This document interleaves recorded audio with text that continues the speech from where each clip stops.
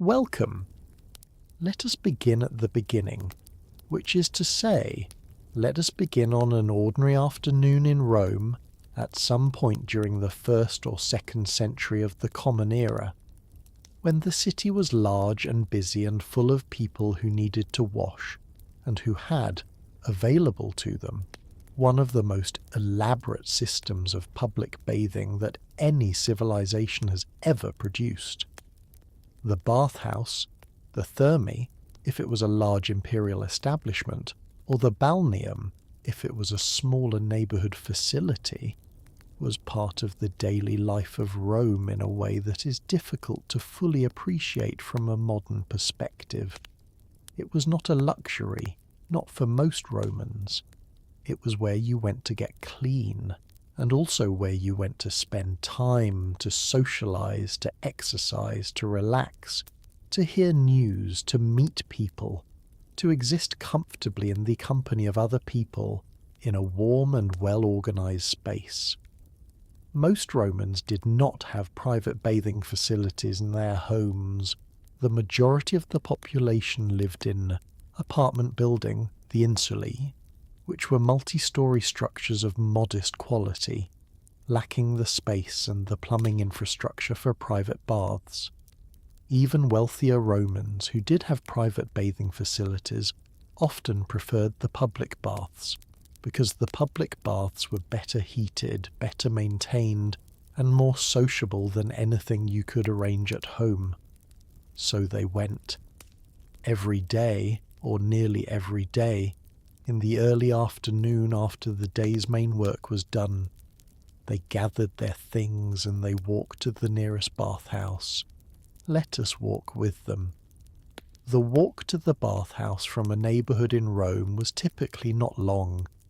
In a city of perhaps 1 million people, the density of bathing establishments was considerable.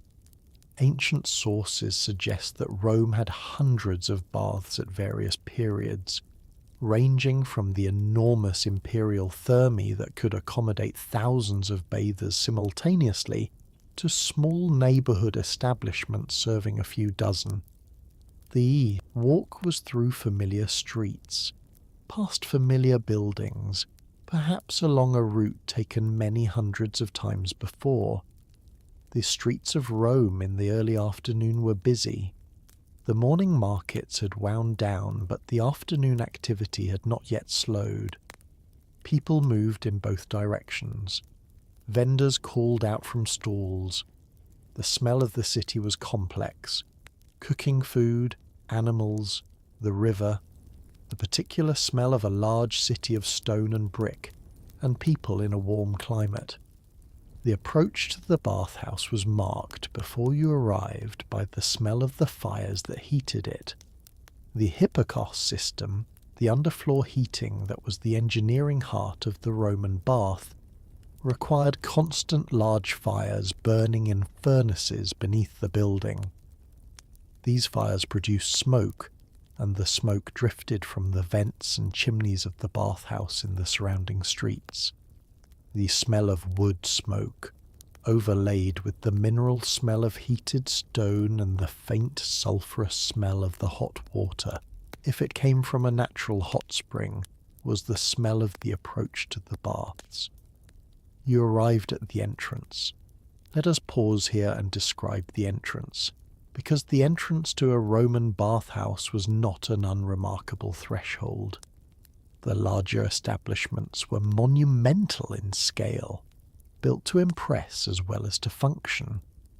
The entrance was often set in a substantial facade, arched doorways, columns, carved decoration.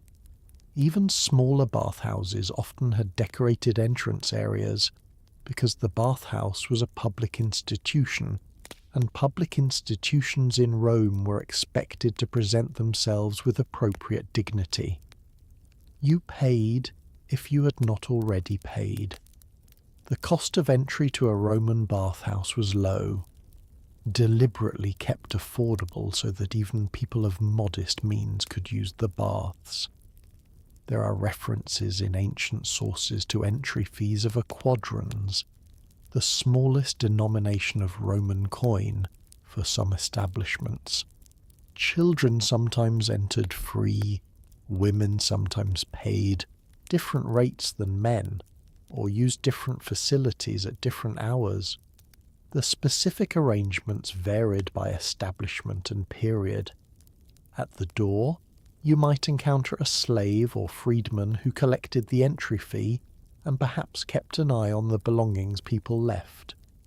Many bathers left their outer clothes in the changing room, the apoditerium, and some establishments had attendants who watched over these belongings, though theft was apparently not unknown, and ancient sources make jokes about people whose cloaks went missing at the baths.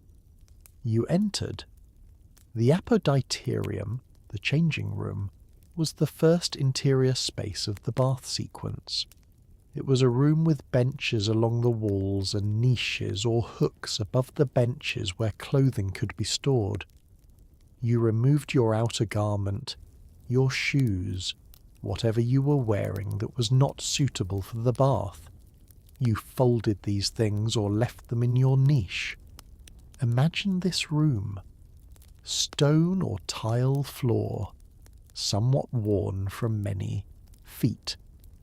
Plastered walls, perhaps with painted decoration, a simple geometric pattern, or figures, or a landscape, depending on the quality of the establishment. A moderate ceiling height, the smell of warm stone and the particular smell of people, accumulated from many years of many people passing through. Light from windows or from lamps, the sounds of other people doing the same thing, the rustle of cloth being removed, the soft sounds of sandals being set down, quiet conversation. The apoditerium was not a lingering space. You undressed, you stored your things, and you moved on to the next room. But let us not move on quite yet. Let us stay for a moment in the changing room and think about it in more detail. The benches in the apoditerium were of stone or wood, long and flat, placed against the walls at the height where it was comfortable to sit and remove your sandals. Sitting on these benches, you were at roughly the same height as the niches in the wall which made reaching into them convenient. The niches were of a standard size, large enough to hold a folded garment and a pair of sandals, arranged in rows along the walls at regular intervals. The floor of the apoditerium was often the simplest floor of the bath complex. The more elaborate decorative work, the fine mosaics, the painted vaulted ceilings, the polished marble, was saved for the rooms that followed. The changing room was functional. It needed to handle a lot of foot traffic and occasional mud tracked in from outside, and it needed to be easy to clean. Some apoditeria had a tub or basin of water for a quick foot rinse before proceeding. Getting rid of the worst of the street dirt before entering the warmer rooms was practical.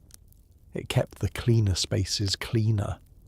A slave attendant might be present to assist with this, pouring water from a vessel over your feet while you held onto the wall for balance, and then you moved on. The next room in the standard sequence of a Roman bath was typically the frigidarium, the cold room.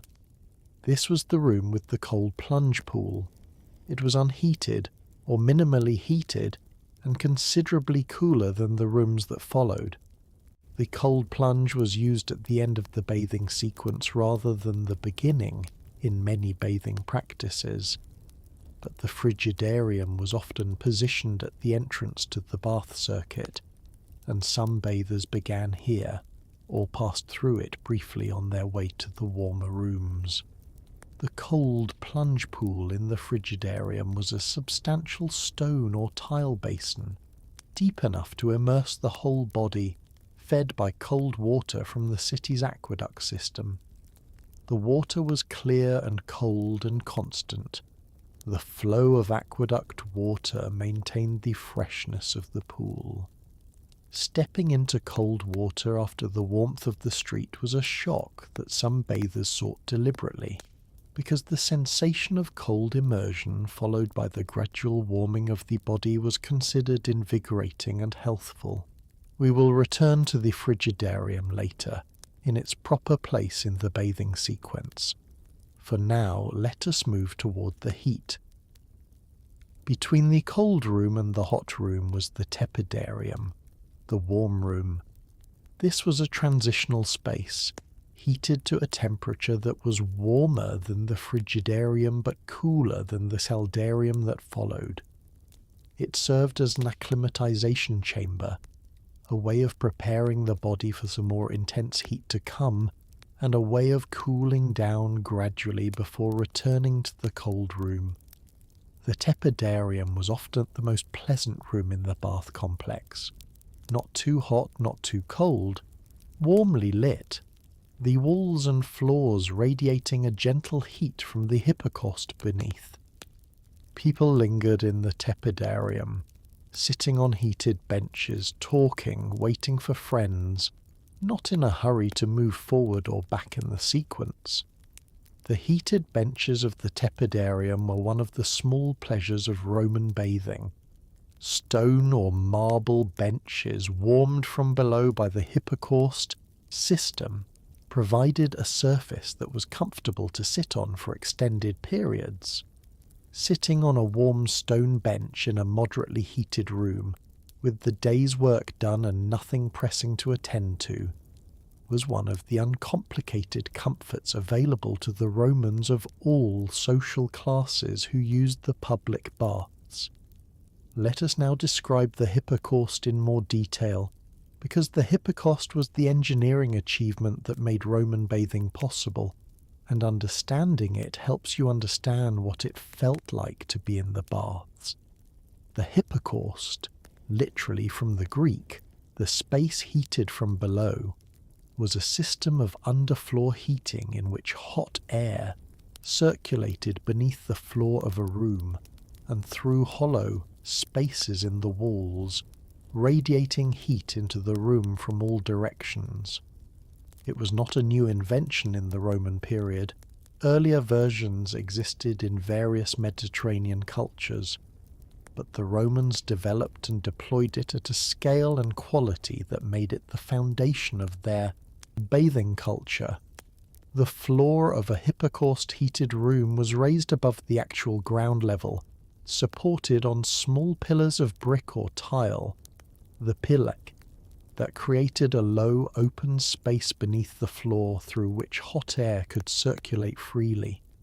The hot air was generated by furnaces, the prefurnia, located outside the main structure of the bath, feeding their heat into the underfloor space. The walls were constructed with hollow channels, box tiles or tubuli, through which the hot air from the floor space could rise, heating the walls from within. The result was a room heated from below and from all sides simultaneously, producing a consistent and comfortable warmth that radiated from every surface. Standing in a hypocaust heated room, you were not standing near a fire. You were standing in a room where every surface was warm. The floor under your feet was warm. The walls near you were warm. The air was warm. This all-encompassing warmth was different from the localized warmth of a fire, more enveloping, more even, and it had a particular effect on the body, relaxing the muscles, opening the pores, producing the condition in which the body perspired freely and the skin softened. This condition was the point of the warm rooms of the Roman bath. The heat was not merely for comfort, it was functional. It prepared the body for the cleaning process that was the purpose of the bath. Because Romans did not use soap to clean themselves, this is a point worth pausing on. The Roman bathing process did not involve soap as we understand it, a detergent compound that removes oils and dirt through chemical action. Instead, Roman bathing relied on a different principle. The heat opened the pores and produced sweat. Oil was applied to the skin, olive oil or scented oil, sometimes mixed with other substances, and then the oil, along with the sweat and the surface dirt it had loosened, was scraped from the skin using a curved metal tool called a strigil. The strigil was one of the characteristic tools of Roman bathing. It was a handheld implement, typically of bronze, with a curved, slightly hollow blade. You dragged it across oiled skin with moderate pressure, and the blade collected the oil and sweat and loosened dirt and scraped it away from the surface. The result, after thorough application, was clean skin, or at least significantly cleaner skin than before. The strigil required help to use effectively on your own back, which you could not reach. This was one of the reasons that bathing slaves, attendants who helped with the physical process of bathing, were a standard feature of Roman baths. A wealthy Roman might bring their own personal slave to attend them at the baths. A less wealthy bather might hire the services of a bath attendant for a small additional fee. The attendant applied oil, worked the strigil across the harder-to-reach areas, provided towels, and generally assisted with the process. Let us now move into the caldarium, the hot room. The caldarium was the hottest room in the bath, heated to a temperature that would be uncomfortable or impossible to maintain for long periods, but that produced the intense perspiration and muscle relaxation that were the primary purposes of the hot bath. Modern estimates for the temperature of Roman caldariums range widely, because we cannot know exactly how hot they were kept, but they were clearly significantly warmer than the tepidarium and much warmer than normal room temperature. The caldarium contained a hot water pool, the alveus, where bathers could immerse themselves, and often also a hot water basin. The labrum, elevated above the floor, from which water could be scooped and poured over the body. The labrum was sometimes described as containing water slightly cooler than the main pool, providing an option for those who found full immersion in the hottest water too intense. Entering the caldarium from the tepidarium was a transition into significantly more intense heat. The air was hot and humid. The walls radiated heat. The water in the pool steamed. The room was filled with the sounds of water and the sounds of people in warm water, the quiet sounds of movement, the occasional splash, the comfortable sounds of relaxation. The caldarium was a room for slowing down. In the intensity of the heat, hurrying was not comfortable. You moved slowly. You entered the water slowly, acclimatizing to the temperature. You sat or stood in the water with the stillness of someone not going anywhere. The heat did its work on your muscles and your pores and your skin, and you let it. Some bathers spent considerable time in the caldarium, long enough for the heat to work thoroughly, long enough that the conversation they had while soaking in the hot pool was leisurely and unconcerned with time. This was not time wasted in the Roman understanding. This was time spent doing something that served the body and the social connections that held life together. The walls and floors of the caldarium were faced with materials that could withstand the constant heat and moisture: tile, marble, plaster.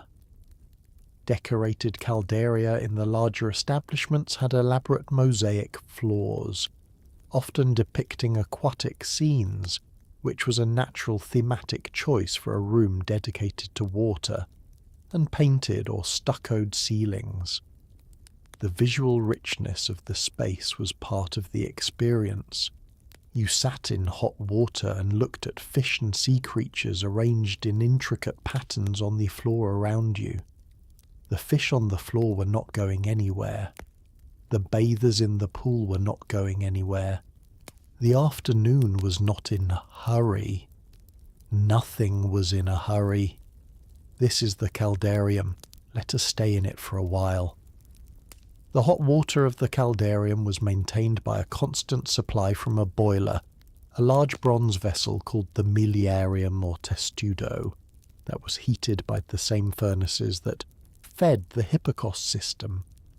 Cold water from the aqueduct entered the boiler, was heated, and was fed into the pool. The system maintained a continuous supply of hot water, replacing what cooled or what was lost through use. The sound of water moving through the supply system was a constant background in the caldarium, a soft rushing sound, barely audible above the sounds of the room, but present, the sound of the mechanical heart of the bath working its ordinary reliable work. The temperature of the water in the alveus was hot enough to be initially somewhat uncomfortable, and then, as the body adjusted, profoundly relaxing. Muscles that had been held in the habitual tension of daily work released in the heat. The shoulders, which carry tension invisibly, dropped. The neck, which was habitually somewhat forward from leaning over work or navigating a busy city, eased back. The legs, which had walked the distances of the day, floated slightly in the water. This was what the caldarium was for. Not the conversation, though conversation happened. Not the social contact, though that mattered too.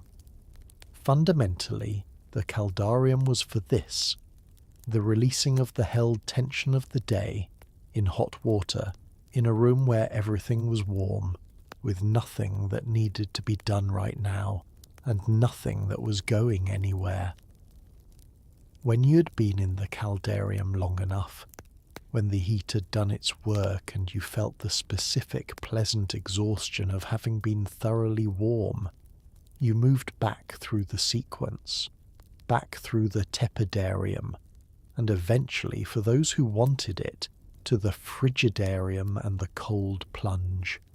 The cold plunge was, for many bathers, the most vivid part of the experience. After the long immersion in heat, the cold pool was a shock. Not a painful shock for most people, because the body was already warm through to its core, but a vivid, wake-you-up shock. The cold water registering on every inch of skin simultaneously, the body responding, with an immediate surge of alertness that was the opposite of the drowsy relaxation of the caldarium. You went in. The cold came from all directions. Your breath caught. And then, in the seconds after, the warmth of your body began to push back against the cold, and you felt the contrast, the internal warmth against the external cold, as a particular tingling aliveness that was one of the more distinct physical pleasures available in ancient Rome. You stayed in the cold pool as long as it was comfortable, which was not usually very long. Then you got out, and the air, which in the frigidarium was cool but not as cold as the pool, felt warmer than it had before you went in, and the blood was moving energetically, and the skin was bright, and the whole body felt used and clean and alive. This was the sequence. The changing room, the warm rooms, the hot room, the cold plunge, and then you returned to the apoditerium, or whatever room served this purpose as the end of the sequence, and you dried yourself. Towels were available, either ones you had brought, or ones provided by the establishment, sometimes for an extra fee. Drying after a Roman bath was the same process it has always been and still is. You patted and rubbed the water from your skin with a cloth, working systematically through the parts of the body, hair last. You dressed. You gathered whatever you had left in your niche. and you went back out into the afternoon of the city, which was now somewhat later than when you had arrived, the sun having moved while you were in the warm rooms, and you were clean and relaxed and ready for the evening. This was going to the baths in ancient Rome. Now let us go through it all again, more slowly, with more attention to the details that give daily life its texture.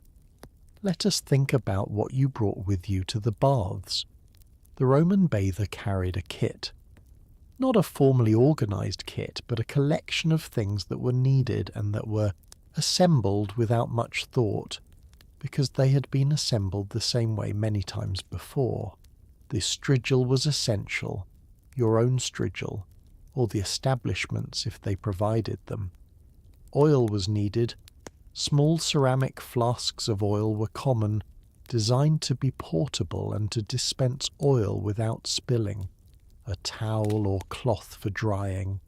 Sandals that could handle a wet environment.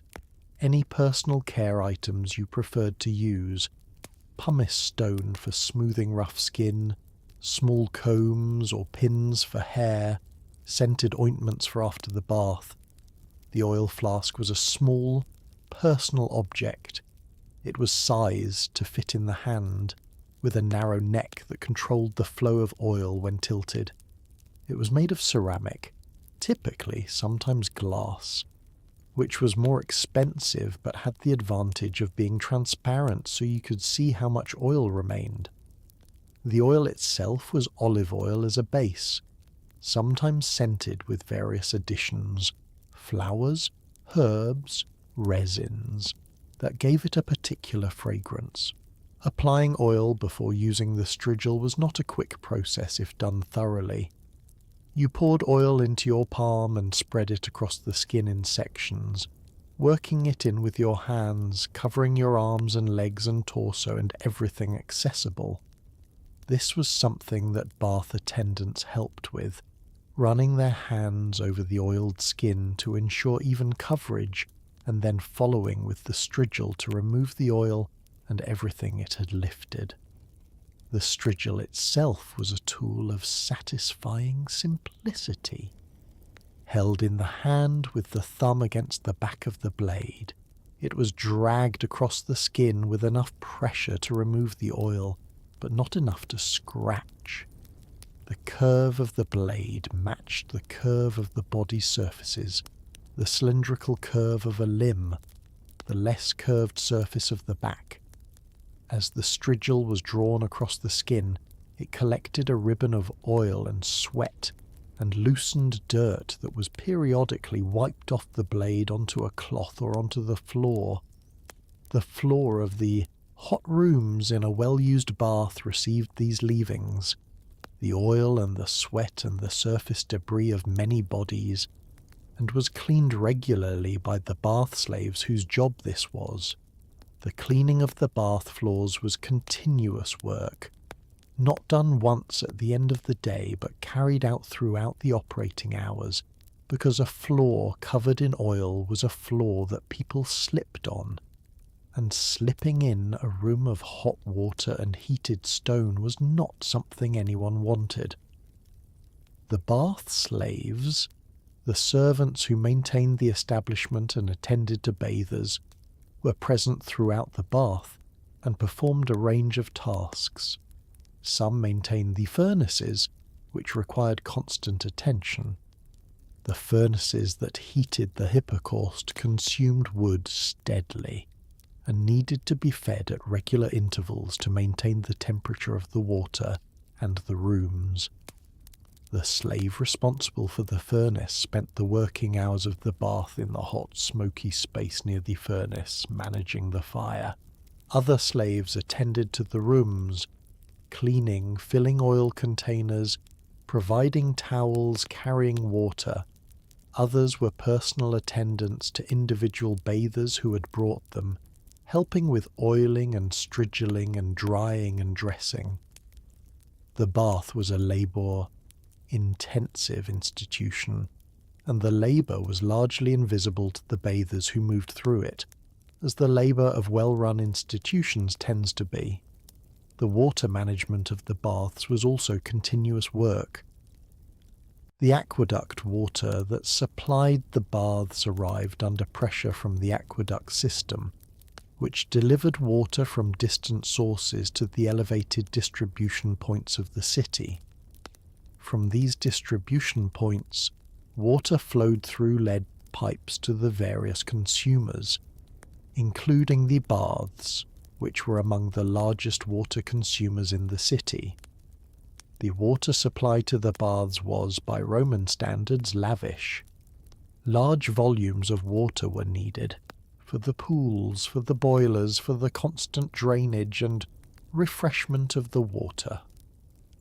The design of the plumbing that directed this water was the work of engineers who understood water pressure and flow rates, who calculated the sizes of pipes and the elevations of reservoirs and the timings of supply in ways that required real technical knowledge. This water arrived and was heated and filled the pools and was drained and was replaced continuously through the operating hours of the bath. The movement of water through the system was one of the quiet, continuous processes that made the bath work without anyone having to think about it. Let us now think about who was at the baths. The public baths of Rome were genuinely public in a way that few institutions in the ancient world were. They were used by people of many different social levels, not by the absolute poorest, who could not afford even the smallest entry fee, but by a very broad range of people, from modest workers to middle-class citizens to occasionally the wealthy, though the wealthy often had their own private bathing facilities and might not use the public baths regularly. This social mixing was one of the notable features of Roman bathing culture. In the bath, the differences in clothing and the markers of social position were reduced. Everyone was naked, or nearly so, in the bathing rooms. A senator and a shopkeeper, both in the caldarium, were distinguished primarily by the company they kept, and by the attendants who served them, not by what they were wearing. The bath was, in this limited sense, a democratizing space. It did not erase social hierarchy. Rome was not a society inclined toward erasing social hierarchy, but it created conditions in which people of different social levels occupied the same physical space and used the same facilities in a way that happened less often in other contexts. Conversation in the baths was informal and wide-ranging.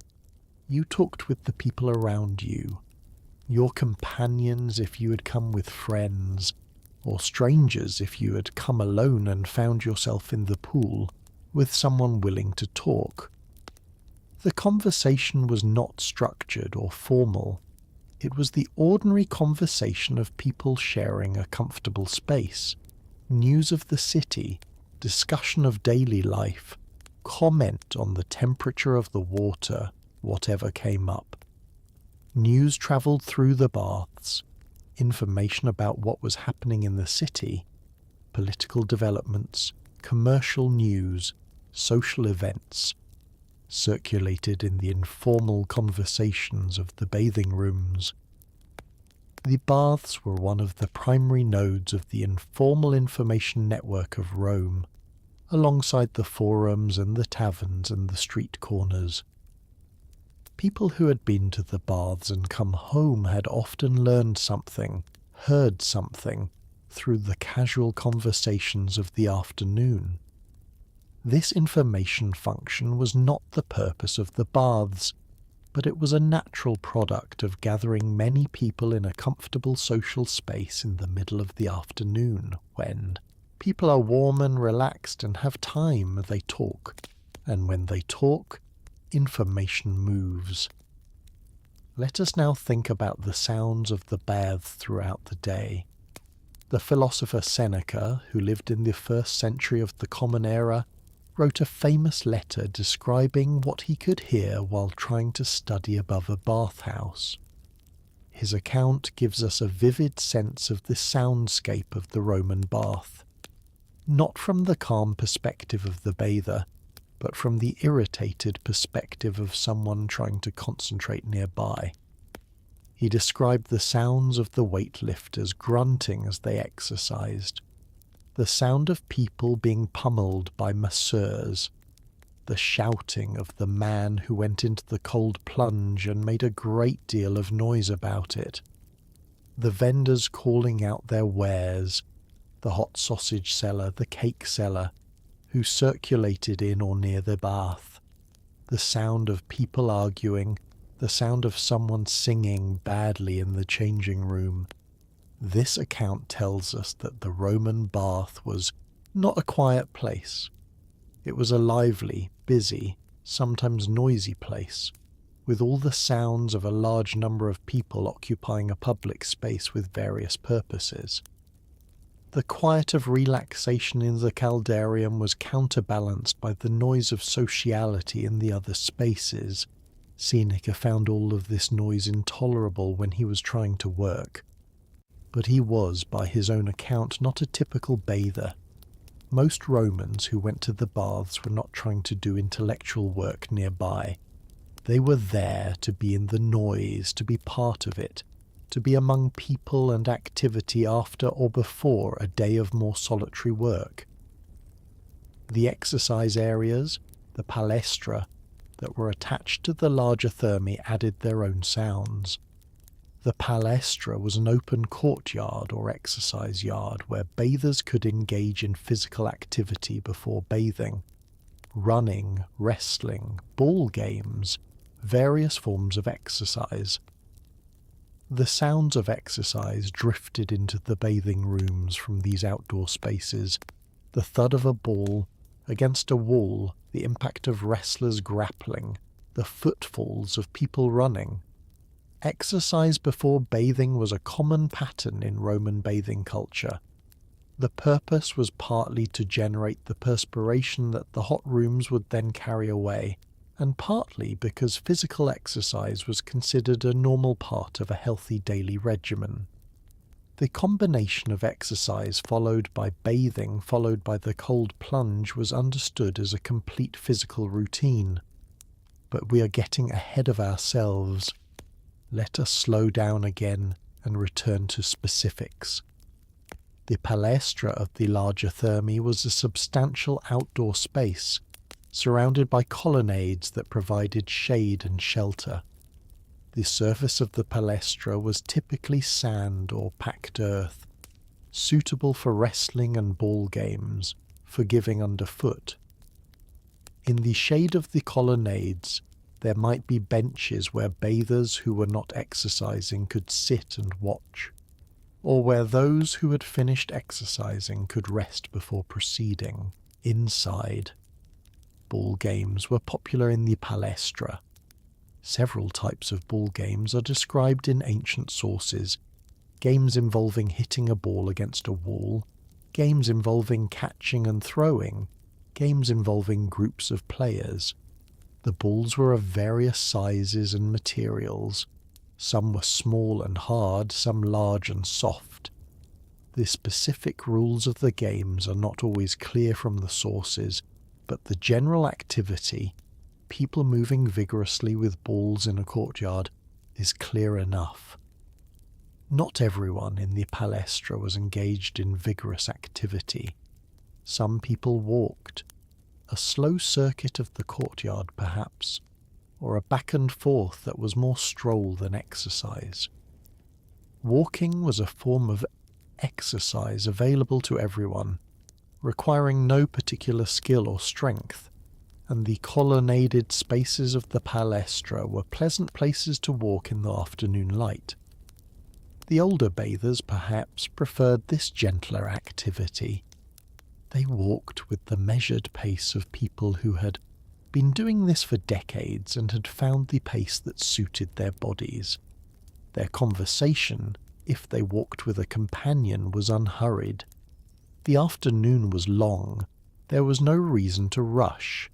There is never any reason to rush in the bathhouse. That is the point.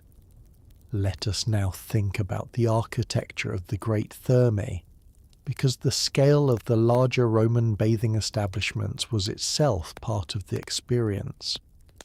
The thermae of Caraccala, built in the early 3rd century CE, covered an area of roughly 25 hectares. Within the main building, which was itself enormous, capable of accommodating perhaps 1,600 bathers at once, there were not only the bathing rooms but also libraries, art galleries, gardens and various other spaces. The complex was surrounded by gardens and public areas that extended the space of the bath into the surrounding landscape. Standing in the main hall of the thermae of Caraccala, you stood under vaulted ceilings that reached approximately 40 meters high. The walls and floors were covered in marble. Colossal statues stood in niches. Light came in through large windows, filling the space with a quality of light that enhanced the visual richness of the materials. This scale was deliberate. The great thermae were public statements, assertions of the power and generosity of the emperors who built them. The emperors funded the construction and the ongoing operation of the thermae as a form of public benefaction, and the grandeur of the buildings was part of the message. This is what Rome can do, and this is what Rome does for its citizens. The citizen who entered the thermae of Caraccala was entering a space that dwarfed them in every direction. The ceiling was impossibly high. The hall was impossibly wide. The decoration was impossibly elaborate. And yet it was there, and it was for them, and they could be in it for the price of a small coin. This experience of being an ordinary person in an extraordinary space was part of what Roman bathing culture offered. The contrast between the cramped, modest insulae where most Romans lived and the vast, decorated thermae where they bathed was significant and was presumably felt. But we do not need to be in the thermae of Caraccala.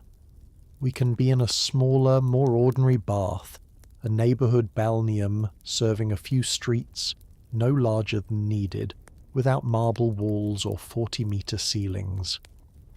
These smaller baths were where most Romans bathed most of the time, because they were closer to home, and because the great thermae, while impressive, were in specific parts of the city and required a longer journey.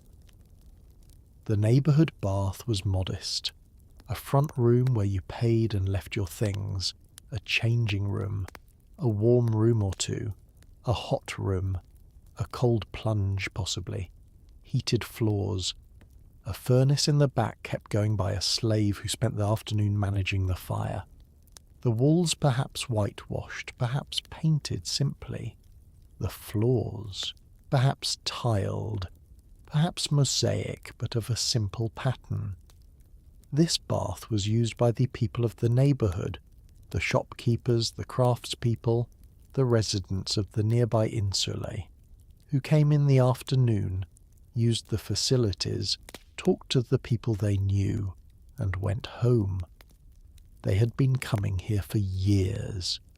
The attendant at the door knew their faces. The other regulars knew their faces. This was a familiar place, a neighbourhood institution, as ordinary and reliable as the bakery down the street. The water was hot. The changing room smelled the same as it always did. The bench in the tepidarium was warm under your back. Everything was as it was supposed to be. Let us stay in the tepidarium for a while now. The tepidarium bench was long and smooth and warm. You lay on it, if the bench was long enough, or sat on it, if it was not. The warmth came up from below through the floor and through the bench itself. which was in contact with the heated air under the floor. The walls around you radiated warmth. The air in the room was warm and slightly humid, not as intense as the caldarium, but comfortable in the way of a room that is slightly warmer than you would choose at rest, and is therefore consistently comfortable. You are not doing anything. This is worth stating directly. In the tepidarium, you are not doing anything. You are simply being warm, on a warm bench, in a warm room, with other people doing the same thing around you. You might be talking to someone, or you might not be. You might have your eyes open, watching the room, or you might have your eyes closed, not watching anything, simply being present in the warmth. The sounds in the tepidarium were gentle, quiet conversation, the sound of someone shifting on the bench, the distant sound of water from the rooms beyond, the faint sounds of activity from the palestra if the door was open. Nothing alarming, nothing requiring attention. Time moved at whatever pace time moves when you are comfortable and have nowhere to be. This is what the tepidarium was. In a long life of coming to the baths, you spent many hundreds of hours on that bench, or benches like it. Hours that were not particularly memorable, not particularly remarkable, simply warm and quiet and easy. Hours that you did not record or describe because there was nothing to record or describe. Hours that were simply part of the rhythm of the week. The work, the bath, the meal, the sleep, the work again. These hours were not wasted. They were the hours in which the body repaired itself from the work of the other hours. They were the hours in which the social connections of the neighbourhood were maintained through casual conversation. They were the hours in which the mind, freed from the demands of work, wandered where it wanted to wander without any particular destination. The tepidarium gave you these hours every afternoon, for as long as you used the baths, which was for most Romans most of their adult lives. This is a significant gift when you think about it. The gift of regular, reliable, affordable warmth and rest in the middle of every working day. Not special, not occasional. Every day. Rome gave this to its citizens, and the citizens went, and the bench was warm, and the afternoon was quiet, and everything was as it should be. Let us now slow down even further and simply sit for a moment in this warmth, in this tepidarium, in this ancient afternoon. The man on the bench to your left has been coming to this bath for 30 years. He knows every crack in the plaster of the tepidarium ceiling. He knows the way the light falls in different seasons through the high window.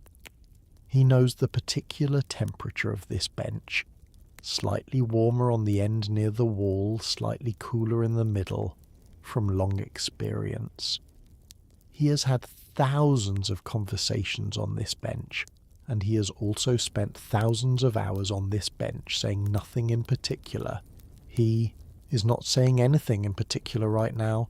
He is simply there, on the bench, in the warmth, as he has been on many afternoons before this one, and as he will be on many afternoons after. This is the rhythm of his life, and it is sufficient, and the bench is warm, and the room is quiet, and the afternoon is long, and there is nowhere to be, and nothing that requires doing, only this, only the warmth, only the bench, only the slow passage of an ordinary afternoon in a Roman bathhouse, on an ordinary day, in an ordinary life. Now let us move very gently through a few more of the details. The water in the cold plunge pool of the frigidarium was delivered from the aqueduct. Aqueduct water in Rome came from sources in the hills and mountains surrounding the city. Springs and rivers whose water was channeled along carefully engineered structures that maintained a constant gentle gradient, allowing the water to flow entirely by gravity over distances of many kilometers. The quality of different aqueducts' water varied. Ancient Romans were aware of this variation and had opinions about it. Some waters were considered purer, others harder, others softer. The water that came from higher elevation sources was generally considered better than water from lower sources.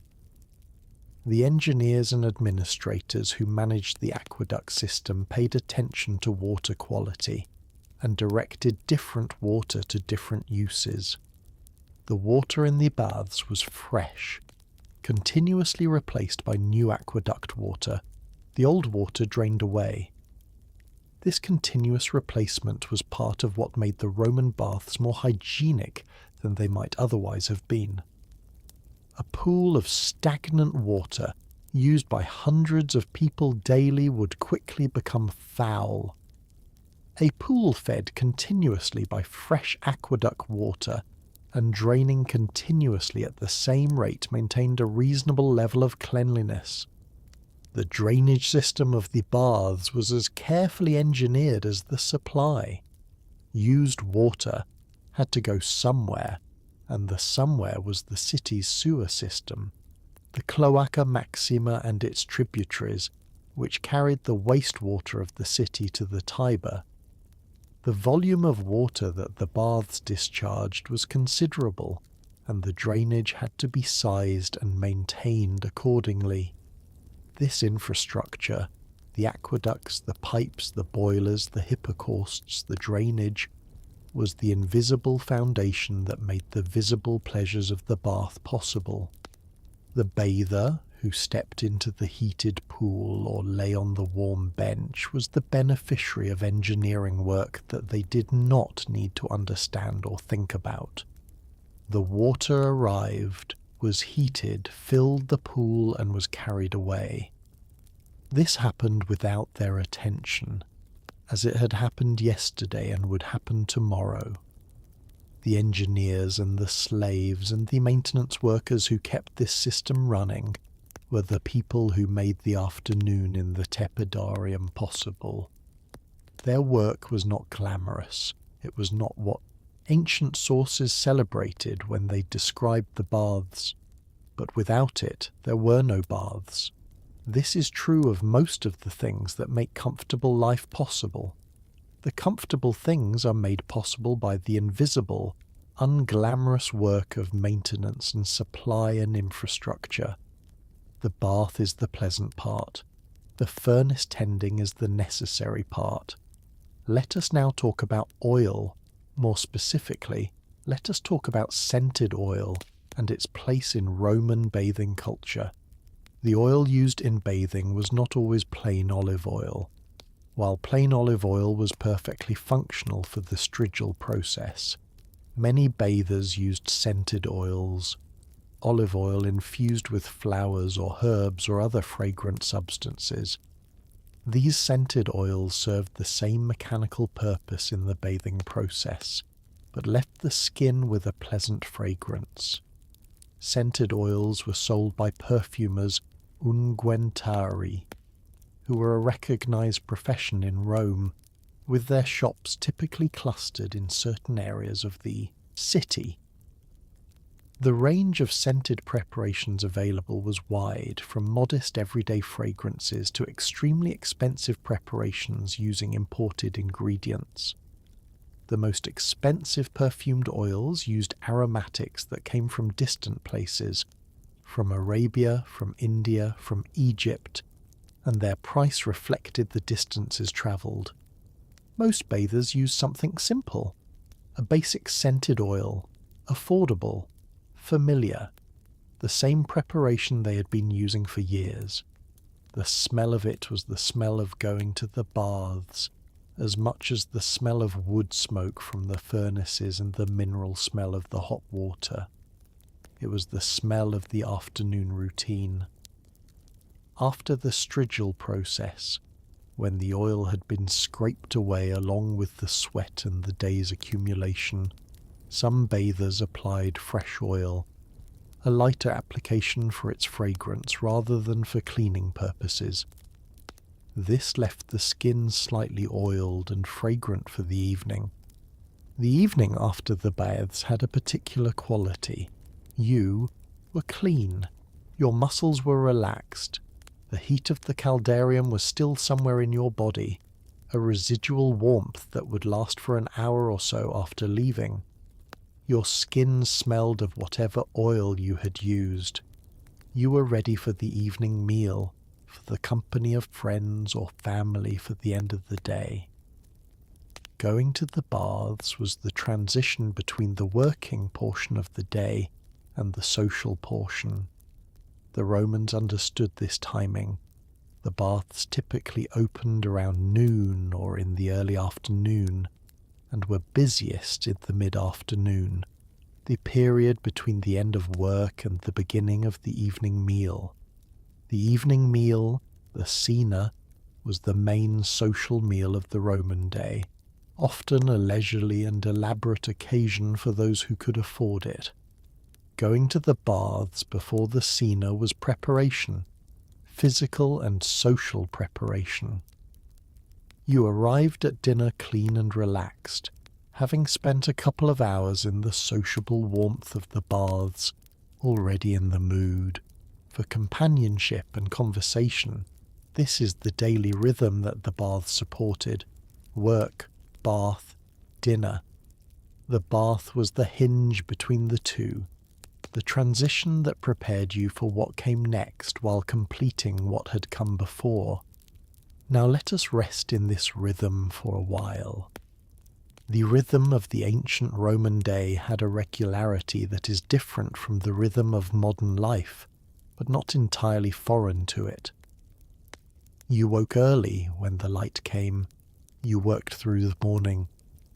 In the early afternoon you ate something modest, the prandium, a light midday meal, more like a snack than a proper meal. Then you went to the baths, and in the late afternoon or evening you had your main meal. This rhythm was not a matter of personal choice exactly. It was the rhythm that the city maintained. The baths were open in the afternoon. The dinner was in the evening. The city organized itself around these times, and you organized yourself accordingly. Living within a communal rhythm, a shared sense of what time it was and what should be happening, has a particular quality of ease to it. You're not making decisions about when to do things. The decisions have already been made by the pattern of the community. You're simply following the rhythm, doing what is done at this time of day, in this place, in this culture. This ease is part of what made the baths so central to Roman life. Going to the baths was not a decision you made each day. It was simply what happened in the afternoon. The decision had been made long ago by habit and culture, and the physical fact that the baths existed and were open and were affordable and everyone you knew was going. You went. You were in the warm water. You were on the warm bench. The afternoon passed. You went home. This happened every day, and in its daily repetition, it was as fundamental to Roman life as eating or sleeping. Now, we are arriving at the end of our time in the ancient Roman bathhouse, though there is no particular reason we must arrive there yet. The afternoon is still long, the bench is still warm, the water in the pool is still sending up its faint steam into the air of the caldarium. But let us make our way gradually toward the door. After drying and dressing in the apoditerium, there was sometimes a moment of standing at the entrance to the bath, looking back at the afternoon. Some establishments had rooms adjacent to the entrance, small spaces with benches where bathers who had finished could sit for a while before leaving. Not quite inside the bath anymore, but not yet fully out on the street. This in-between space, if it existed, was where some bathers lingered. They had finished bathing. They were clean and dressed. But they were not quite ready to leave the atmosphere of the bath and step back into the noise and business of the street. They sat for a few more minutes, talking quietly or not talking at all, in the gentle transition between the warmth and the world. Then they left.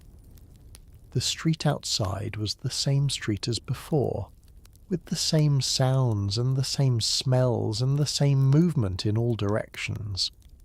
But you were changed, relaxed, clean, warm from the inside, moving through the street with slightly different eyes than the ones you arrived with. The neighbourhood was familiar. The route home was familiar. The evening ahead was familiar in its general shape, whatever specific form it would take. You were moving through your own life, through the streets of your own city, in the ordinary way of a person going home at the end of a bath afternoon. And the bath would be open tomorrow, and the bench would be warm, and the water would be hot, and the afternoon would come, as it always came, as it would always come. This was ancient Rome. This was the bathhouse. This was the ordinary afternoon, quiet, warm, reliable, sufficient. And now, here, in this much later and very different moment, you can carry a little of that warmth with you. The warmth of the caldarium, the warmth of the bench in the tepidarium, the warmth of having been somewhere that was designed specifically for your comfort and your rest. Carry that warmth. Let it spread through you the way the heat of the Hippocaust spread through those ancient rooms, from below, from all sides, even and constant and enveloping. There is nothing that needs to be done right now. There is nowhere to be. The afternoon is long, the bench is warm, and you can rest. Good night. For those who are still awake. The bathhouse is still here if you need it. It is always here. The furnaces are still burning in the back, tended by the slave who has been doing this for years and will do it again tomorrow. The water in the caldarium is still steaming. The bench in the tepidarium is still warm. Let us spend a little more time in the details. The towel provided by the bath attendant or brought from home was a simple cloth, linen most likely woven, simply washed many times, soft from use. It was the size needed to dry a person, not large by modern standards, not a thick, fluffy modern bath towel, but adequate for the purpose. You dried yourself with the efficiency of someone who had done this many times, starting with the hair, working down through the body, each section attended to in turn. The hair of a Roman bather was a consideration. Women's hairstyles in Rome could be elaborate, and going to the baths required either protecting the hair from the steam and moisture of the hot rooms, or accepting that the hairstyle would need to be redone afterward. Women who went to the baths often brought hairpins and combs, and the skills to rearrange their hair after the bath. Some brought slaves who were skilled in hairdressing and who attended to the hair as part of the post-bath routine. Men's hair required less attention, generally, though Romans of the upper classes paid considerable attention to their appearance and would not have been indifferent to how their hair looked after bathing. Combing and oiling the hair was part of the getting dressed process after the bath. The application of oil to the hair was common in Roman culture. Oiled, shining hair was considered well-groomed. The hair oil had a smell, the same kinds of scented olive oils used on the body, or specific preparations for the hair. The smell of oiled hair was the smell of a person who had recently been to the baths and had gotten themselves together afterward. All of this, the drying, the oiling, the combing of hair, the arrangement of clothing, the finding of sandals in the niche where you left them, took time. Not a great deal of time, but a steady sequence of small tasks, each done in the familiar way, the hands moving through the routine without needing to think about it. And then you were done, and dressed, and ready, and you picked up whatever you had brought, and you went to the door. Let us also think about the sounds from outside that reached into the bath. The bath was not fully soundproofed from the street. In the quieter rooms, the tepidarium, the caldarium, the sounds of the city outside were muffled but not entirely absent. The general ambient sound of a large city, the distant voices, the rumble of wagon wheels on stone pavement, the calling of vendors, the various sounds of animals and industry, penetrated the walls as a general murmur. This murmur was not disruptive. It was simply the background against which the closer sounds of the bath existed. The close sounds were the sounds of water and people and the building itself.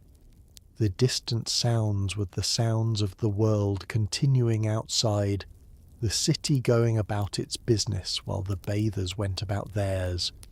The contrast between inside and outside the bath was partly a contrast of sound. Inside, the moderate managed sounds of a purposeful space. Outside, the continuous various sounds of an active city. Coming out of the bath into the street, the sound level rose noticeably, the specific sounds of the street reasserting themselves after the muffled calm of the interior. You noticed this for a moment, the re-entry into the sound of the city, and then it became simply the background again, as it always was, and you were walking home, and the afternoon was ending, and the evening was beginning. The evening smelled different from the afternoon, not dramatically different, but the light was different, and different activities were happening, and different smells accompanied those activities. The cooking smells of early evening, the taverns beginning their evening service, the preparation of food in the upper floors of the insula, were different from the midday smells. You walk through these smells on your way home, after the bath, as you walk through them every evening, in the familiar way of someone moving through their own neighbourhood on a route they know perfectly well. Home, dinner, the evening, sleep, and tomorrow the bath would be open again, and the furnaces would be burning, and the water would be hot, and the bench would be warm, and the afternoon would come, as it always did. This is ancient Rome. This is the bathhouse. This is the ordinary day. Rest in the warmth of it. Let the heat of the caldarium spread through you. Let the bench support you. Let the afternoon be as long as it needs to be. There is nowhere to be. Nothing that requires doing. Only this. Only the warmth. Only the quiet. Only the water and the stone and the steam and the slow passage of the afternoon. Sleep now. The bath will be open tomorrow. Good night. The last bather. At the end of every bath day, there was a last bather. Not a notable person. Not someone different from all the others. Simply the person who happened to be in the bath when it was time to close, when the furnaces were allowed to die down, when the water was no longer being heated, when the slaves who had worked the afternoon were allowed to stop and clean up. The last bather finished at the last possible moment, moving through the sequence perhaps slightly more quickly than they would have if the afternoon had been longer, or perhaps at the same pace. Perhaps they did not know they were the last, and they moved through the warm rooms with the same unhurried ease as always, unaware that the furnaces behind the walls were already cooling. They dried, they dressed, they collected their things, they went to the door. The attendant at the door, waiting for this moment, said something. Perhaps a word of farewell, perhaps just an acknowledgement. The door was held open. The last bather stepped out into the street. The door closed behind them. The bath was empty. In the empty rooms, the heat still radiated from the walls and floors, the residual warmth of the afternoon persisting for some time after the furnaces had died down. The pools were still full of warm water, though cooling. The benches were still warm, but the people were gone. The sounds of the bath, the water, the conversation, the movement, the scratch of the strigil, the splash of the plunge, all of these were gone. What remained was the silence of a warm room that had been busy and was now not. This silence had a quality different from the silence of a room that had never been occupied. It was a silence that had absorbed the day, that contained, in its warmth and its specific smell and its specific emptiness, the trace of everyone who had been there. The bath had done its work for today. Tomorrow it would do it again. For now, the warm empty rooms and the dying furnaces and the silence and the last warmth fading slowly into the evening. This is how every bath day ended, quietly, with everything in its place, ready for tomorrow, as you are now, in your place, in the quiet of wherever you are, at the end of your day, everything in its place, ready for tomorrow. Warm and quiet and finished with the work of today. The bath is closed, the furnaces are cooling, the rooms are empty and still, and you are still, and the evening is here, and sleep is coming. Good night. The specific feeling of warm stone. There is a specific feeling that warm stone produces when you press your back against it, or sit on it, or lay your hand flat on its surface. It is not the same feeling as warm air or warm water or warm cloth. Warm stone has a density to it, a solidity of warmth, that other warm things do not have. It holds its warmth more completely. When you take your hand away from a warm stone bench, the stone does not feel immediately cooler the way a warm cloth does. It continues radiating, indifferent to your presence or absence. The Romans who lay on the heated benches of the tepidarium experienced this feeling every afternoon, and probably they did not think about it or name it. They simply experienced it. The particular warmth of stone that has been heated from below for several hours, a warmth that settles into you rather than resting on the surface of you. This warmth had a physical effect on the body that went beyond simple comfort. Prolonged contact with warm surfaces causes the muscles beneath the skin to relax, not dramatically, not in an obvious way, but gradually. The small continuous tensions that the body maintains simply reducing in the sustained warmth. After half an hour on a warm stone bench, your body was slightly less tense than when you had arrived. After an hour, considerably less tense. The difference was not something you measured. You simply felt better, more comfortable, more at ease. This is what the tepidarium bench gave you. This is why people came back every afternoon.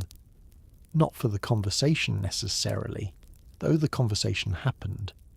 Not for the novelty, certainly, because there was no novelty, and it was the same bench, the same warmth, the same room, but for exactly this, the gradual, reliable, daily releasing of the body's held tensions in the warmth of heated stone. The body knew what to do in that room. It had been there many times before. It recognized the warmth and began, automatically and without your intention, to relax into it, as your body may be doing now, not in a Roman tepidarium, but in the place where you are, with whatever warmth is available as the day ends and the body is released from the claims of work and activity. The warmth is here.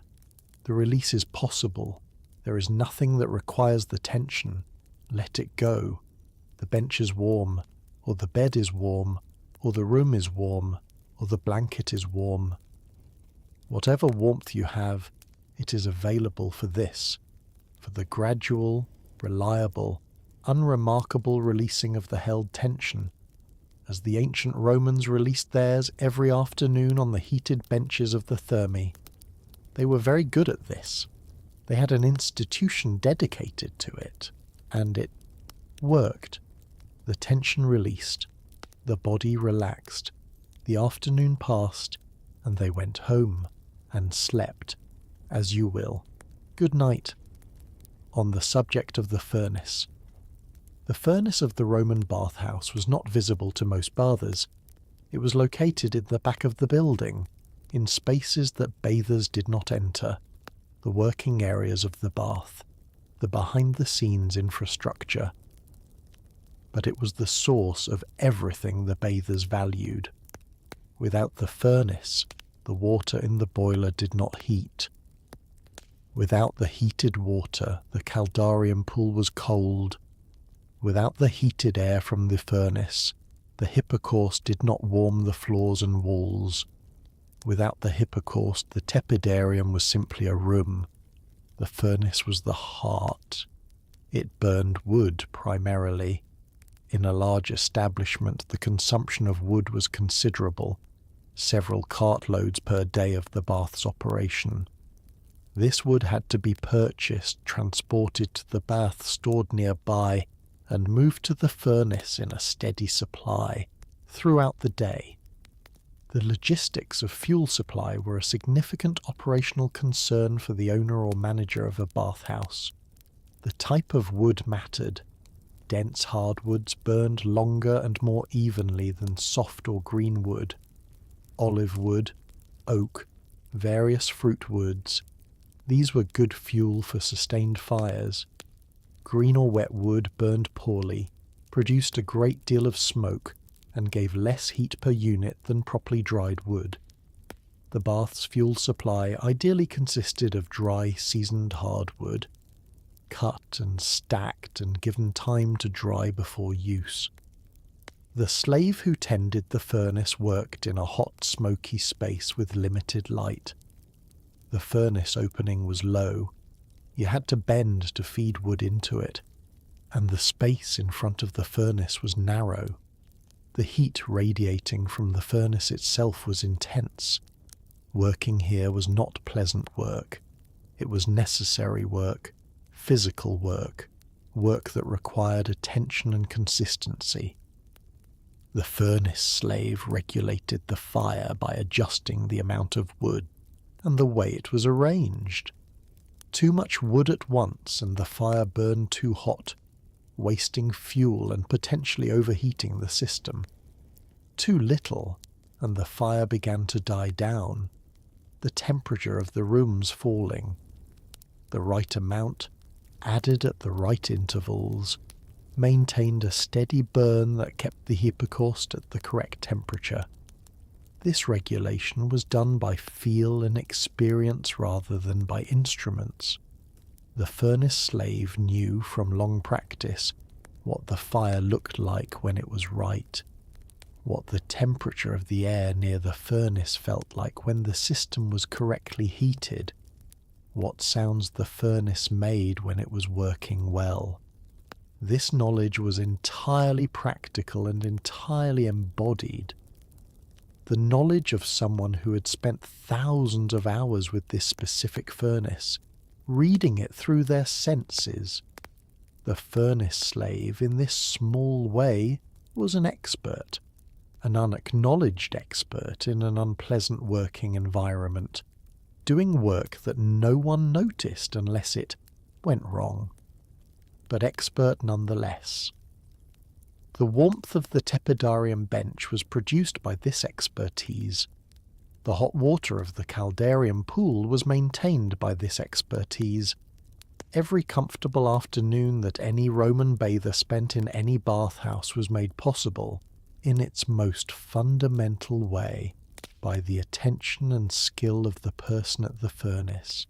This is worth knowing. Not because it changes the experience of the bath. The bather in the warm room had no reason to think about the furnace, but because it is true, and true things are worth knowing, even unremarkable ones, especially unremarkable ones. The furnace burns, the rooms are warm, the bathers relax, and somewhere in the back of the building, in the hot and smoky dark, someone is keeping the fire, as someone always is. Somewhere, the fire that keeps things warm, and now the fire is here, or the warmth is here, or simply the thought of it is here. The thought of being in a warm room with the warmth coming from all sides, as reliable and even and constant as the hypocaust of a well-managed Roman bathhouse, and you can settle into it and release the tension, and let the afternoon be long, and let the evening be quiet, and sleep. As the ancient Romans slept after their baths, warm and clean and relaxed in the particular way that only the baths could produce. Good night. What the water looked like. The water in the hot pool of the caldarium, seen from above, was a particular colour. Not the clear, colourless transparency of fresh cold water, but something slightly different, a clarity still, but with a faint warmth of colour from the minerals in the water and the steam above it and the tiled floor below it. In the light of the caldarium, which came from high windows and from the reflections off the wet walls, the water in the pool caught the light in the particular way that warm water catches light, from slightly below the surface, because warm water is more translucent than cold, the light penetrating a few inches and then diffusing.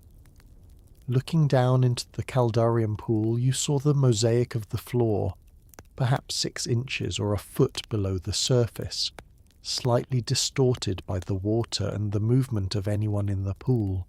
The fish and sea creatures of the mosaic pattern moved slightly in the water's distortion, a visual effect that was not dramatic but was quietly interesting. The static images given a slow animation by the medium through which you viewed them.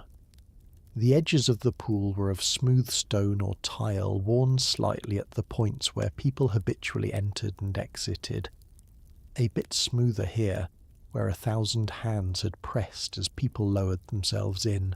A bit shinier there, where 1,000 bodies had lifted themselves out. The wear marks of habitual use, visible in the material if you looked. You looked. Or perhaps you did not look.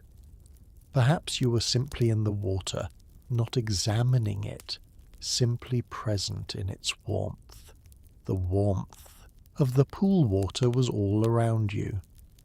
It was not uncomfortable in the caldarium pool if you had acclimatized to the temperature, if you had come through the tepidarium and given your body time to adjust. The heat that had felt intense when you first entered now felt simply warm. The water held you in its warmth, the way warmth holds you when you are thoroughly in it. You were thoroughly in it. There was nothing particular to do. The water supported you, slightly, because water does.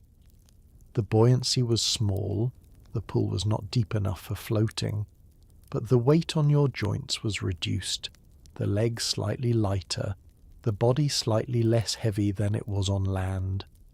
This slight lightness was pleasant. Add it to the warmth and the quiet and the absence of anything that needed to be done, and you have the caldarium pool at its best, a place where the body was relieved of most of its ordinary demands and left to simply be warm and slightly lighter than usual in the middle of the afternoon.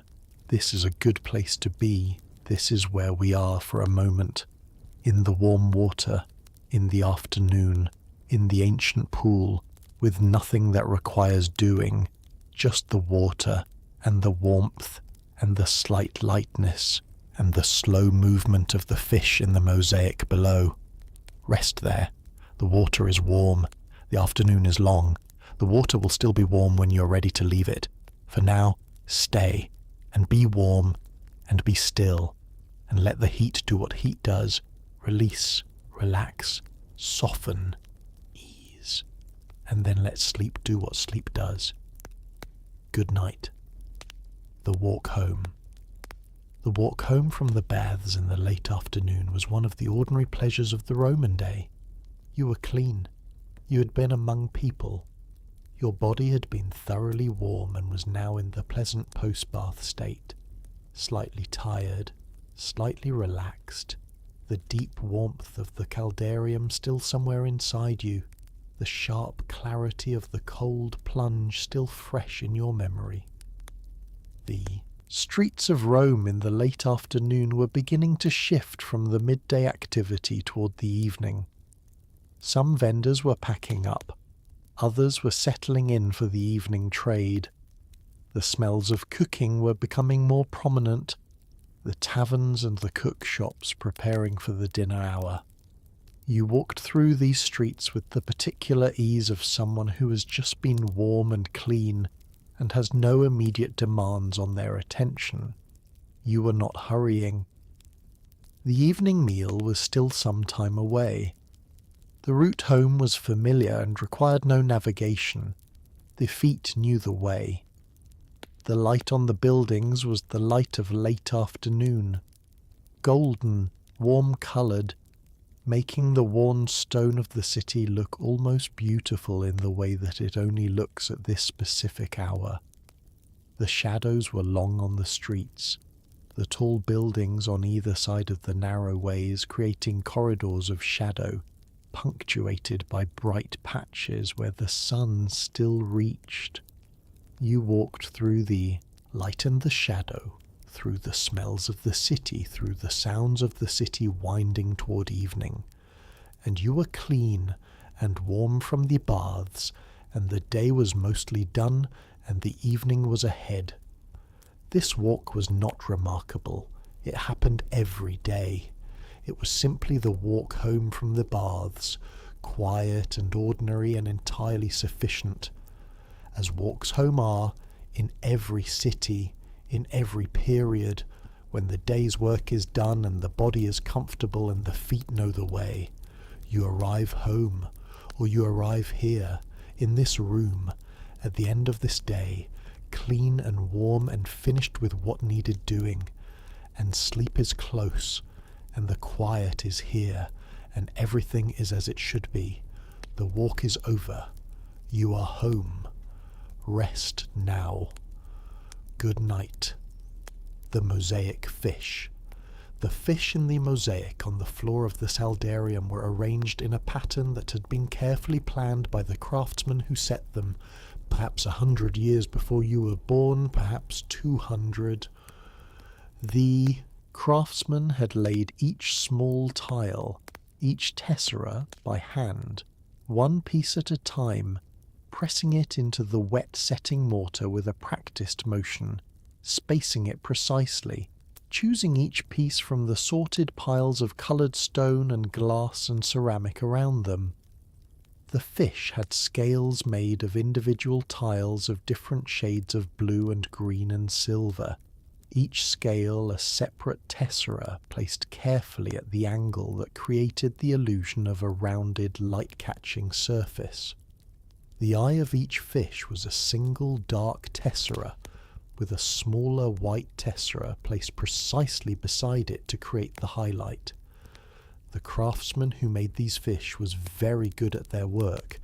They had made many mosaics before this one, and would make many after.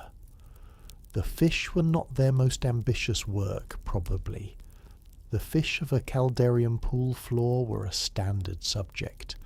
done many times by many mosaic craftsmen, and the craftsmen had patterns and habits for making fish that were well established by long practice, but they made them carefully, because even a standard subject deserves to be done well, and the fish that resulted have been lying in the pool floor for 100 years, or 200, looked at by thousands of bathers, seen through the warm water with its slight distortion, the tiles holding their positions, the colours remaining vivid because they are glass and stone and do not fade. The fish are in the water. The bathers look at them. The craftsman who made them is long gone.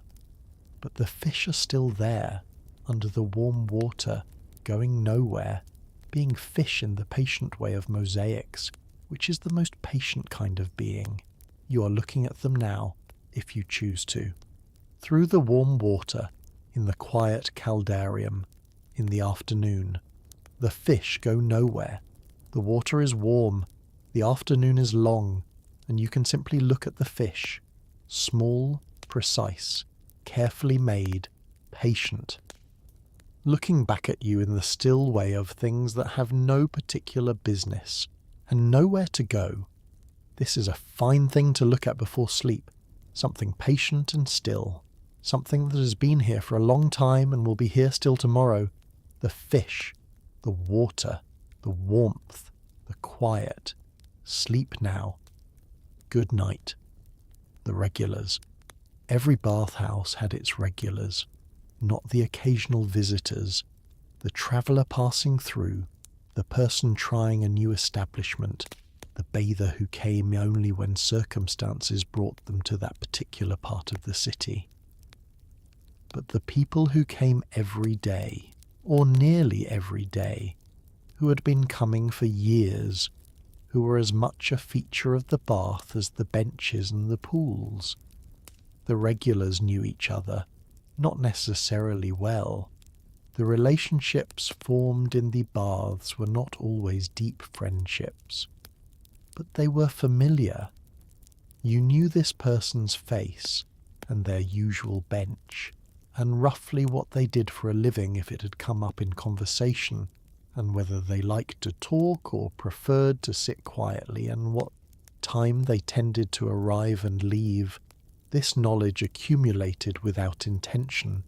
You were in the same place at the same time every day, with the same people, and over weeks and months and years you simply came to know things about them without having set out to learn them. The regular who always arrived first and claimed the bench closest to the wall in the tepidarium. The regular who spent twice as long in the caldarium as anyone else, apparently indifferent to the heat that drove others out.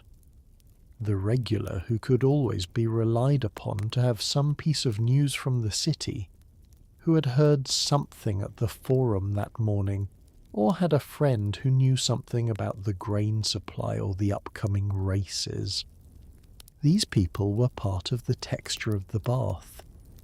On a day when one of them was absent, sick, or travelling, or occupied with something unusual, the absence was noticeable, the bench empty, the usual conversation not happening. The bath without its regulars was a quieter place, and the regular returning after an absence was welcomed back with the easy welcome of familiar places.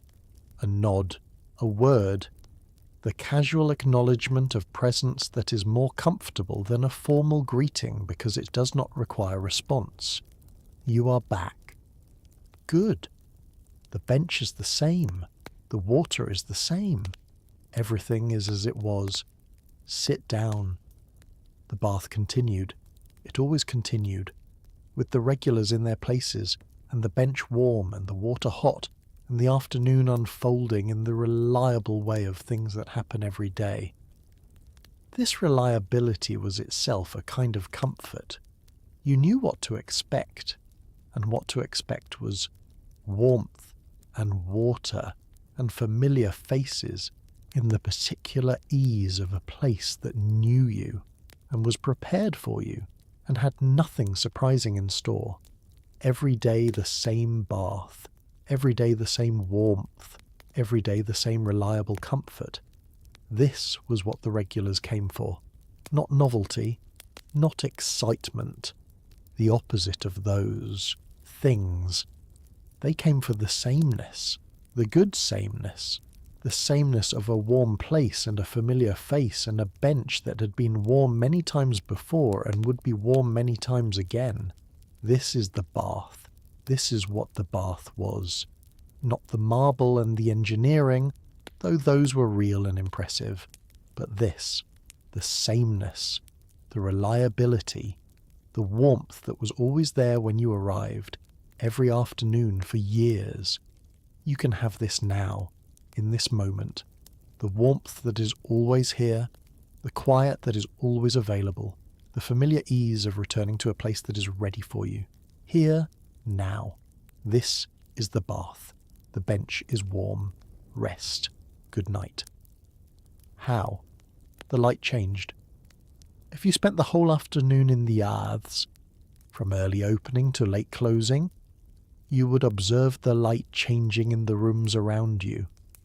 In the early afternoon, when the baths had just opened and the furnaces were bringing the rooms up to their working temperature, the light was the light of the early afternoon sun.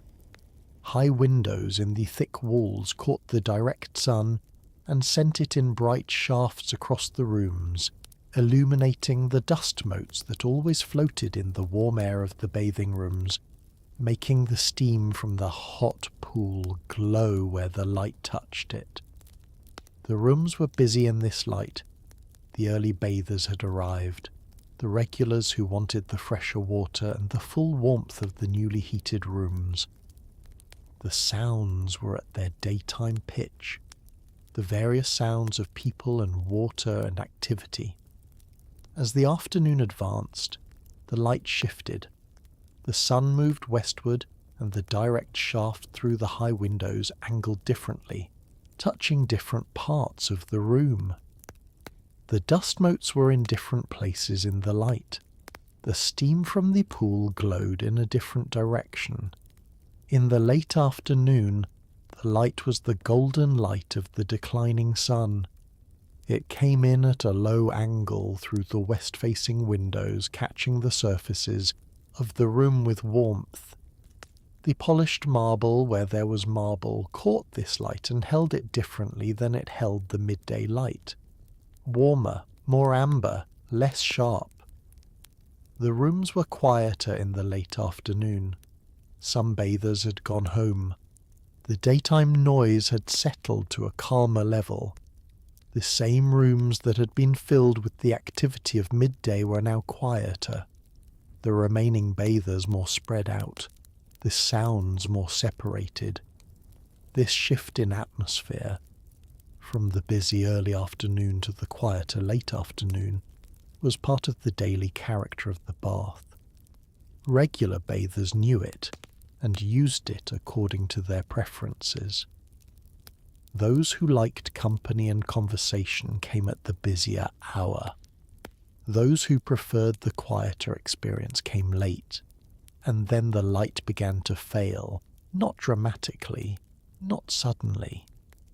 The way light always fails in the late afternoon of a temperate climate, gradually the brightness diminishing, the shadows deepening, the colour of the light shifting from gold to something more amber and then toward grey. The bath attendants lit lamps, small clay lamps or bronze lamps, set in holders on the walls or on pedestals, their flames small and warm in the gathering dimness. The lamplight was different from the daylight, warmer, more localized, leaving some areas of the room in shadow that had been lit before. The rooms by lamplight had a different quality from the rooms by daylight. The large spaces were more intimate. The areas near the lamps were warm and visible.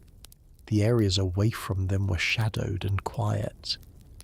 Bathers gathered near the light if they were talking, or stayed in the quieter shadows if they preferred. This is the bath in the late afternoon and evening, in the declining light and the lamplight, quieter, warmer coloured, more intimate, and you are in it, in the lamplight, in the warm room, with the day done and the evening here. The light is soft, the room is warm, the water is still, and you can rest, in the lamplight, in the warm room, in the ancient bath. Good night. The sound of water overhead. In the caldarium, if you sat very still and the other bathers were quiet, you could sometimes hear the water moving through the pipes overhead. Not a dramatic sound, a quiet domestic sound, the sound of water moving through a constrained space, the faint rushing and gurgling of the supply system maintaining the level of the pool and the boiler. The sound was muffled by the walls and the ceiling, present as a texture rather than a distinct noise, something you could hear if you were listening for it. Most bathers did not listen for it, but it was there, the sound of the water supply, doing its continuous work, maintaining the conditions that made the bath possible. The aqueduct water moving from its source in the hills through the channels and pipes and cisterns and ultimately here, to this room, into this pool, with this faint sound. The water moving toward you, or the water just arrived. The water that was, a few hours ago, somewhere far from the city, in a spring or a river still on its way, now here, heated, in the pool, making its small sound in the pipes above. And all the people who made this possible, the engineers who designed the aqueduct, the workers who built it, the maintenance workers who kept it clear, the furnace slave who heated the water, the attendants who managed the pool. Their work is here in the sound of the water, the sound of everything working as it should, which is not a dramatic sound. It is a very ordinary sound, the sound of systems functioning, the sound of maintenance and care and competence and daily work, the most ordinary sound, and you are in it, surrounded by it, and everything is working, and everything is warm, and the water is moving, and you are still, and the night is here, and sleep is here, as reliable as the water supply, as steady as the furnace, as constant as the warmth radiating from the ancient floors and walls. Sleep now. Good night. One more pass through the rooms. Let us walk through the rooms one final time, very slowly, taking in the details we might have missed. The apoditerium, the changing room, the benches along the walls, long and smooth, slightly worn at the centre from many people sitting in the same spot. The niches in the wall, some full of folded garments and sandals, some empty. The smell of the room, the accumulated smell of many people having changed their clothes here, warm stone, a trace of the outside air that follows each person through the door. The floor, plain tile or simple mosaic, practical. A hook on the wall that is slightly bent from being used too often for too heavy a load. A crack in the plaster of the upper wall, the plaster having separated slightly from the stone behind it in the winter damp and not having been repaired yet.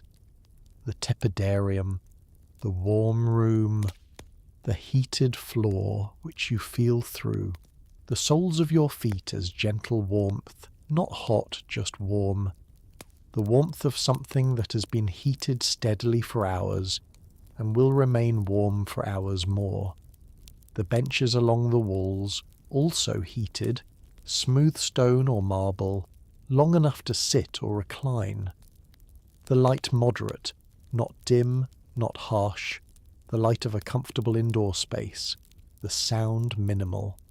The sounds of people in moderate warmth, which is the sound of people at ease, quieter than people in cold discomfort, but not silent.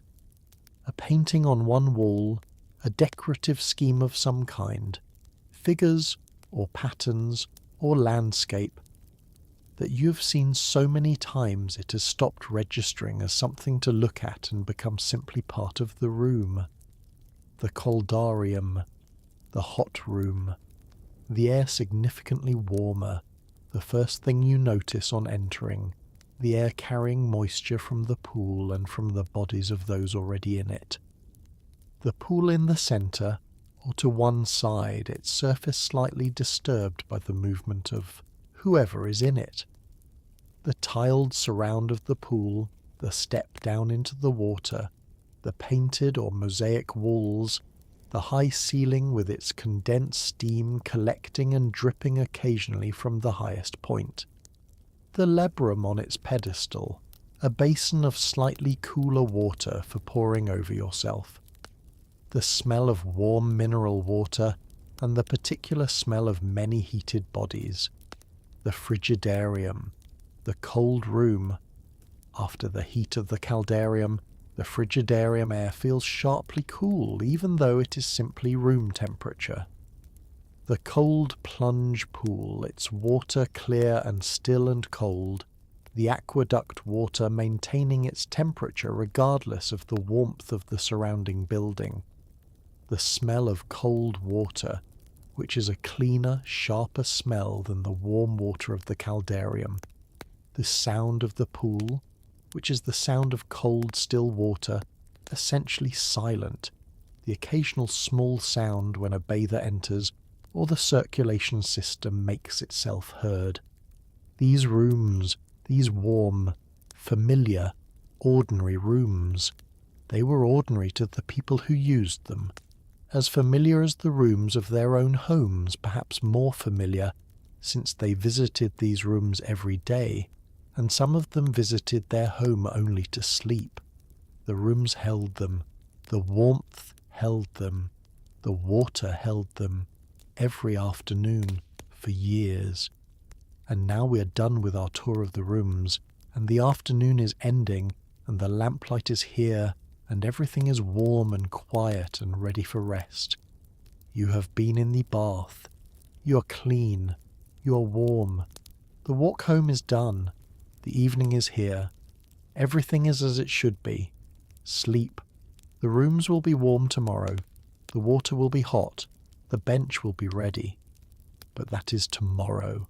Tonight is for rest. Deep, warm, reliable rest. In the warmth of the ancient bath radiating outward through the years, reaching you here, now, in this moment. Warm, still, quiet. Good night. The oil, we have talked about the oil, but let us return to it once more, because the oil is central to the bathing experience and there is more to say about the feeling of it. When the bath attendant poured oil into their pan and began to spread it across your back, the sensation was immediate and specific. The oil was at room temperature, slightly warm from having been in the heated room for a while, not cold as it would have been from the bottle. It spread easily under the pressure of the attendant's hands, the oil moving across the skin in a film, covering evenly, the hands working across the surface of the back in long, smooth strokes. This is massage, in a basic form, even though massage was not the primary purpose. The secondary purpose of the oil application was the stimulation of blood flow to the skin surface and the mechanical preparation of the skin for the strigil. But the effect of hands moving across oiled skin with steady pressure was relaxing in the way that any skilled touch is relaxing. The muscles, beneath responding to the pressure, the nervous system registering pleasant sensation, the body beginning to release what it was holding. The strigil followed the oil. The curved blade was drawn across the skin with a pressure that was firm but not painful, the right amount of pressure to lift the oil and what it had gathered from the surface of the skin.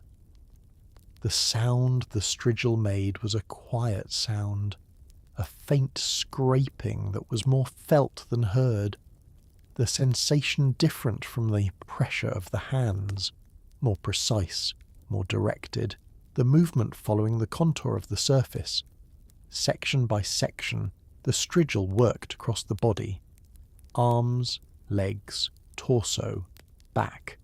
Each area covered methodically, the attendant working with the efficiency of long practice, missing nothing, the strokes overlapping slightly to ensure complete coverage. The skin after the strigil felt different, cleaner, obviously. The surface film of oil and accumulated perspiration was gone, but also different in texture, slightly more open, the pores having been gently cleared, the surface slightly more sensitive, more alive, more receptive to the warmth of the room. After the strigil, some bathers applied a fresh light application of scented oil, just for the fragrance and the slight softening quality. Others went directly into the pool. The pool received you. The water was warm and the body was ready for it, having been through the preparation, and the warmth of the water added to the warmth of the room and the warmth that was already in the body from the hypocaust and from the oil and the work of the strigil. You were in the warmth completely, from all directions. This is the oil and the water and the warmth of the Roman bath. And if you can feel any version of this now, the warmth of your own blanket or the warmth of the room, or simply the thought of warmth spreading through you from all directions, then you have something of what those afternoon bathers had in the caldarium, in the warm pool, in the ordinary afternoon of their ordinary Roman day. Take it. It is available. The warmth is here. The oil is on the skin. The water is warm. Everything is releasing. Good night. The ceiling. The ceiling of the caldarium was high and warm and slightly damp. The steam from the hot pool rose and collected at the highest point of the ceiling, and from there it condensed and occasionally fell back down as a slow drip.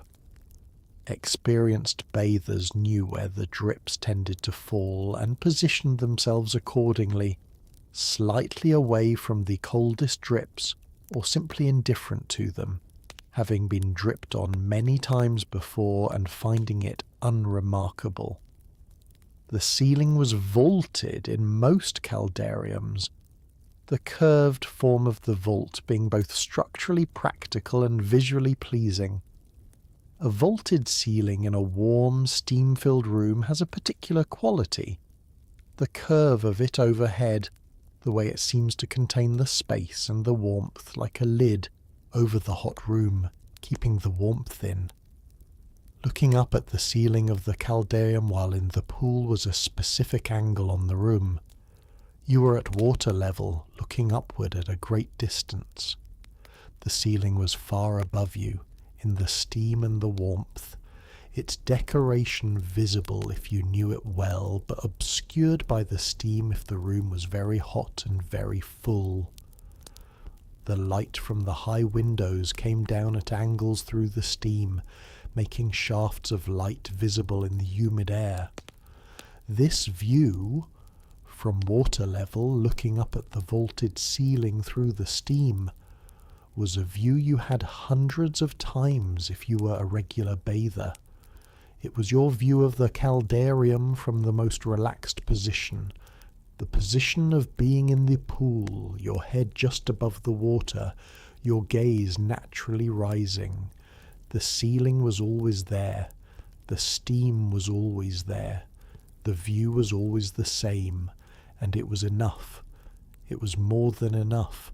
It was the ceiling of the place where you went every afternoon to be warm and clean and at ease, and it was familiar and it was yours, in the way that the familiar ceilings of comfortable places are yours, and now the ceiling is whatever ceiling is above you, and it is yours too, in the same way, the familiar ceiling of the place where you rest. Look at it if you want, or close your eyes and remember it. Either way, it is there, steady, overhead, the ceiling of the place where you are warm and at rest, and everything below it, you and the warmth and the quiet, is settled, and the night is here, and the sleep is close. Good night. The last person to leave. We have already spoken of the last bather, but let us return to them once more, from a slightly different angle. The last person to leave the bath on any given day was, in most cases, simply the person who had the most leisure and the least reason to hurry home. Not necessarily the most relaxed person. Relaxation is not a function of having nowhere to be. Exactly. But the person who most fully inhabited the timelessness of the bath, who most completely forgot for a few afternoon hours that time was passing and the evening was approaching. This person looked up at some point and noticed that the light was different, that the lamplight had taken over from the daylight, that the room was quieter than it had been, that the attendants were beginning the quiet tidying that signalled the approaching close, and they thought, time to go. And they got out of the pool or off the bench, and they dried themselves, and they dressed, and they gathered their things, and they walked through the now quiet rooms, the tepidarium with its empty benches, the apoditerium with its empty niches, to the door, and they said good night to whoever was still there, and they went out into the evening, and the bath closed behind them, and the warmth remained in the rooms for hours after the last person left, the hippocaust still radiating its stored heat, the pool still warm, the walls still warm to the touch. The warmth doesn't immediately leave when the people do. It stays for a while, as warmth always does, in places that have been thoroughly warmed, and in that lingering warmth, the empty rooms of the bath held the memory of the afternoon. All the people who had been there, all the conversations, all the quiet half hours on the bench, all the plunges into the cold pool, all the careful work of the strigil, all the oil and the steam and the warm water, held in the warmth for a little while, before the warmth too faded and the rooms became simply rooms again, stone and tile and plaster, waiting for morning and the relighting of the furnaces and the new water and the new afternoon. This is the bath. This is what it was. Warm and ordinary and full of ordinary people doing ordinary things in the reliable warmth of an institution that existed for exactly this purpose. And now the warmth is fading from the rooms, and the rooms are quiet, and the night has come, and you are warm wherever you are, and the warmth will stay with you for a while, as warmth does, in places that have been thoroughly warmed. Rest in it. Good night. Everything that made the bath possible. The spring in the hills outside Rome, where the water began its journey to the city. The survey markers set by the engineers who planned the route of the aqueduct. The quarried stone of the aqueduct arches, carried to the building site on carts pulled by oxen. The mortar mixed by workers whose names no one recorded, the arches rising one stone at a time over the years of construction, the water finally flowing through the completed channel, beginning its long, slow journey downhill toward the city, the pipes beneath the streets, lead or ceramic, fitted together by plumbers who knew the system, the cisterns where water was stored before distribution, the smaller pipes that carried water from the cisterns to the bath, the boiler in the bath, the large bronze vessel that received the cold water and gave back the hot, the furnace beneath the boiler, and the wood in the furnace and the fire in the wood, the slave who tended the fire, the hypocras beneath the floors, the pile supporting the raised floor, the channels in the walls, the hot air moving through the spaces, heating the stone from within, the stone heated, radiating, the bather on the warm stone receiving the heat. All of it, every step, every worker, every material, every calculation, every maintained section of aqueduct, every load of firewood, all of it present in the warmth of the bench, all of it made this possible, this ordinary afternoon, this warmth, this rest.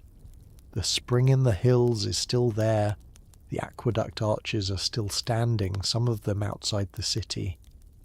The baths are ruins now, but still standing, the massive walls of the Thermae of Caracalla visible in Rome, the rooms open to the sky, the mosaic floors in places still visible beneath protective covers. The warmth is gone from the rooms, but the warmth is here, in you, in this moment, in the long thread that runs from the spring in the hills to the aqueduct, to the bath, to the bench, to the bather, to the evening, to the sleep. You are in that thread. The spring is still there, the water still flows, the warmth is still possible, and it is here, and you are in it, and sleep is here. Good night. The smell of clean skin. After the bath, when you were dressed and standing in the street about to begin the walk home, there was a specific smell associated with recently bathed skin. Not the smell of soap, because there was no soap in the Roman bathing process. The smell was more subtle than soap. The faint remaining fragrance of whatever scented oil had been used. Very light now after the strigil had removed most of it. Underneath that, the smell of clean warm skin itself, which is a mild and pleasant smell, distinct from the smell of skin that has accumulated a day's worth of sweat and activity. This smell, the mild fragrance of the oil and the clean warmth of the skin, was the smell of being freshly bathed. It was the smell you carried into the evening, into the dinner, into the company of whoever you spent the evening with.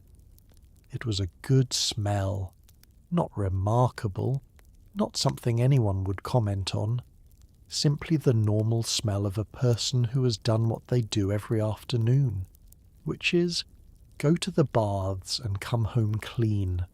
The smell of ordinary cleanliness, the smell of having been taken care of, the smell of a day used well and a body looked after.